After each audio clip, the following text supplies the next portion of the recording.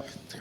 Hi, Tiger. A two-parter from me, if I may. Firstly, one on a personal level. I remember writing a story about you some years ago at an Open where you'd moved into your accommodation, and I think the only demand you'd made was for a plank of wood to go in your bed to help your back. Yeah. So I'm wondering, with everything that's gone on since then, whether there's anything else you're having to do these days, because obviously the rest times to get you up and ready to get out on the course must be quite sophisticated now, perhaps.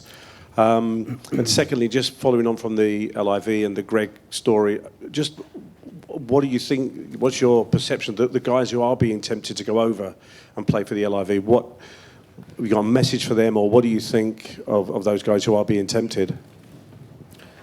Okay, that's a lot of questions. Okay. First one, right? Plank of wood, right? Okay.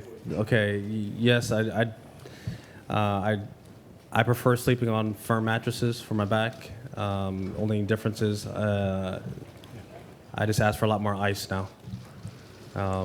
Okay, so as far as the second part of your question about the players who have chosen to go to LIV and to play on to play there, I disagree with it. I think that what they've done is they've turned their back on what has allowed them to get to this position. Some players have never got a chance to even experience it.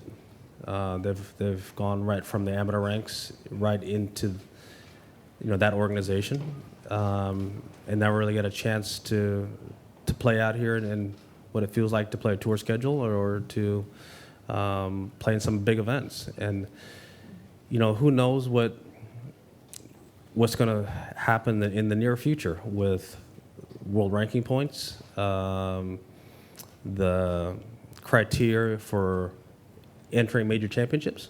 The governing body's going to have to figure that out, and some of these players may not ever get a chance to play major championships, and that is a possibility. We don't know that for sure yet. It's up to all the major championship bodies to make that determination, but that is a possibility that some players will never ever get a chance to play in a major championship, never get a chance to experience this right here. Walk down the fairways at Augusta National. I mean, that to me, I just don't understand it. I understand what Jack and Arnold did, because playing professional golf at a tour level versus a club pro is different. And I understand that transition and that move and the recognition that a touring pro versus a club pro is.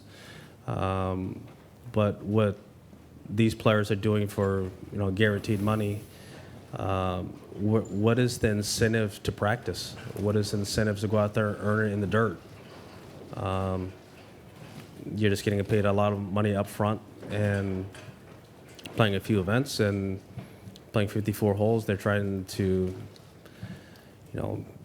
playing blaring music and have all these atmospheres that are different. I just don't see how, 54 holes, I can understand 54 holes is almost like a mandate when you get to the senior tours. The guys are a little bit older and a little more banged up. But, when you're at a young age and some of these kids, there really are kids, who are gone from amateur golf into that organization.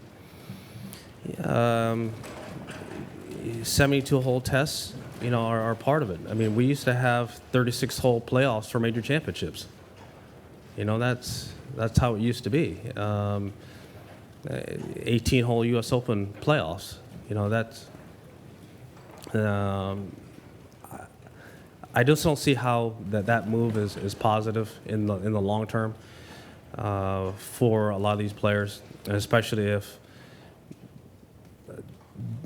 the LIV organization doesn't get world ranking points and they don't, and the major championships change their criteria for entering the events.